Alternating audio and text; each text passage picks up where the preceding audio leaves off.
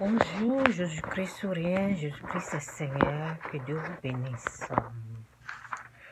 Peut-être tu fais partie des gens qui se posent des questions. Pourquoi j'ai pu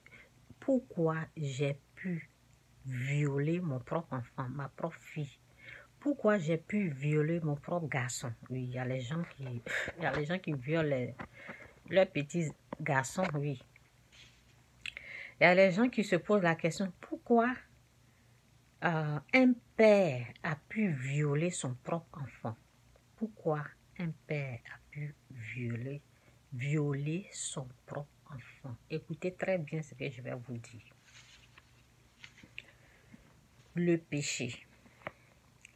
Quand on vous dit repentez-vous, quittez le mal, quittez le péché, c'est le péché qui peut pousser quelqu'un à commettre ces genres de crimes, ces genres de méchanceté, ces genres de choses mauvaises. Le péché, oui, le péché à commettre ces genres de... Bon, c'est pas un crime, bon. Chez moi, c'est plus qu'un crime. C'est pour ça que j'ai dit crime. Bon, c'est ça. Dans la haine, comment un père a pu violer son enfant? Ça peut être la haine. Il peut ne pas aimer l'enfant. Ok? Il peut ne pas aimer l'enfant. Ça peut être la haine. Ça peut être la colère. Ça peut être la vengeance. La vengeance contre sa mère. Il y a les hommes là, ils se vengent. Oui. Donc, ça peut être la haine, la colère, la vengeance. Donc, les gens là, ils étaient dans un esprit de vengeance. C'est pour cela qu'on vous dit de quitter le mal. Il faut renoncer à toutes ces choses, la haine, la colère, la vengeance. Donc, si tu es dans un esprit de vengeance, voici ce qui se passe. Ok? Si vous êtes dans un esprit de vengeance, voici ce qui se passe. Je vais lire ça. Donc, c'est dit ici dans 2 Corinthiens 4, verset 4. Que Dieu vous aide à comprendre sa parole au nom de Jésus. Que Dieu vous ouvre vos yeux, les oreilles spirituelles, les yeux spirituels, les oreilles spirituelles, pour que vous puissiez bien entendre, bien comprendre sa parole. Pour que vous puissiez faire la vraie repentance. Merci Saint-Esprit pour cette grâce. Merci. Au nom de Jésus. Amen. Donc, c'est dit ici. C'est dit dans 2 Corinthiens 4, 4. C'est dit pour les incrédules. Parce que quelqu'un qui est vraiment, qui s'est donné à Dieu, là, ne peut pas faire ça. Là. Quelqu'un qui a donné son âme, son cœur, qui s'est repenti, qui a donné sa vie à Dieu, ne peut pas pécher. Ah oui, je devais prendre ce verset-là. Bon, c'est dans, je pense, 1 Jean 3, je sais pas. Oh, je vais voir, je vais finir de parler, bon. Bon, 2 Corinthiens 4, 4, c'est dit pour les incrédules dont le Dieu de ce siècle. Pour les incrédules dont le Dieu de ce siècle a aveuglé l'intelligence, afin qu'ils ne visent pas briller la splendeur de l'évangile de la gloire de Christ, qui est l'image de Dieu. Pour les incrédules dont le Dieu de ce monde a aveuglé.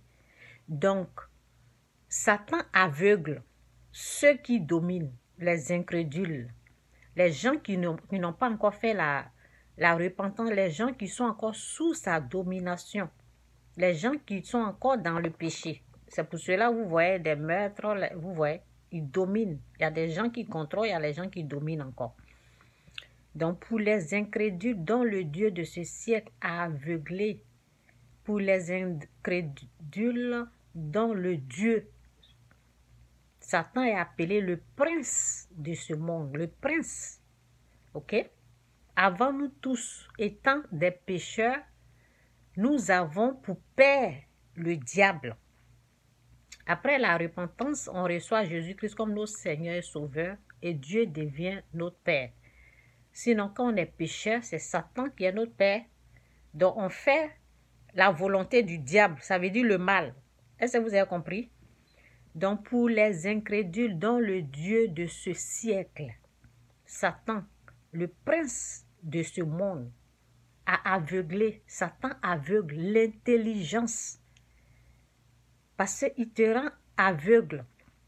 Lorsque, avant que le viol se passe, avant que les gens n'abusent de leurs enfants, ils étaient normaux, hein? Ils sont normaux. Mais quand ils décident de faire le mal, ça veut dire que tu es là, tu réfléchis. C'est comme ça commence. Hein? Tu réfléchis et tu es tenté. Et tu cèdes à la tentation. Tu peux céder à la tentation, au fait. Les gens peuvent tomber, céder à la tentation. Quand tu cèdes à la tentation, c'est la puissance. J'ai écrit ici, j'ai dit, c'est la puissance satanique qui accompagne tout mal. Ça veut dire c'est eux là. La Bible dit malheur à la terre, à la mer, car Satan et ses démons sont descendus vers vous, animés d'une grande colère.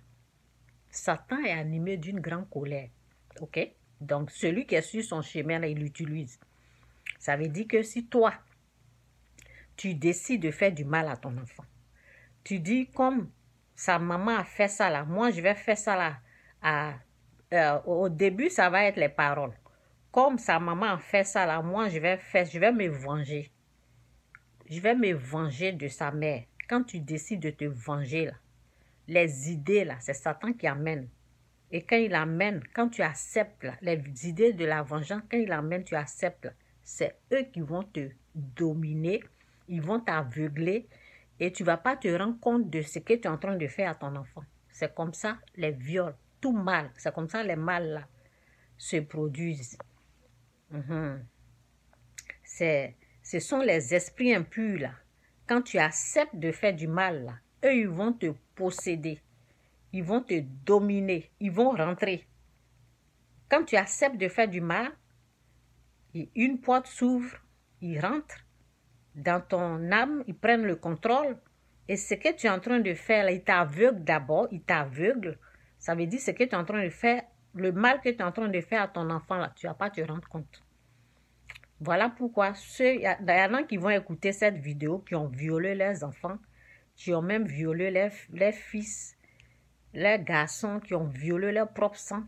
Donc, ils se demandent comment j'ai pu faire ça. Comment j'ai pu faire ça? Parce que tu as accepté le mal.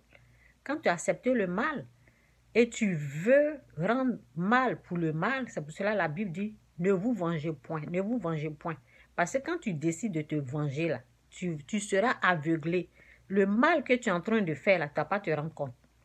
Le mal que tu es en train de faire à ta soeur, à ta mère, à ton frère, tu ne vas pas te rendre compte. C'est pour ça qu'il faut faire très attention. C'est pour cela ici, souvent je vous dis, ne jugez pas votre maman, ne traitez pas votre mère de sorcière. Parce que quand ils sont en train de la tuer, là, vous n'allez pas, vous serez aveuglé. Satan, avant de venir attaquer, là, il aveugle. Il amène sa parole. Si toi tu acceptes, là, il t'aveugle. Et quand il est en train de faire le mal, là, quand toi-même, parce que va t'utiliser, tu es en train de faire le mal à ta mère, à ta soeur, à ton frère, tu ne vas pas te rendre compte. Vous avez compris? Donc, c'est ça un peu. Donc, voici. Donc, c'est ici, c'est dit, Éphésiens 4, verset 26, c'est dit, si vous vous mettez en colère, ne péchez point, que le soleil ne se couche pas sur votre colère. Et ne donnez pas accès au diable de vous dominer. Ne donnez pas accès.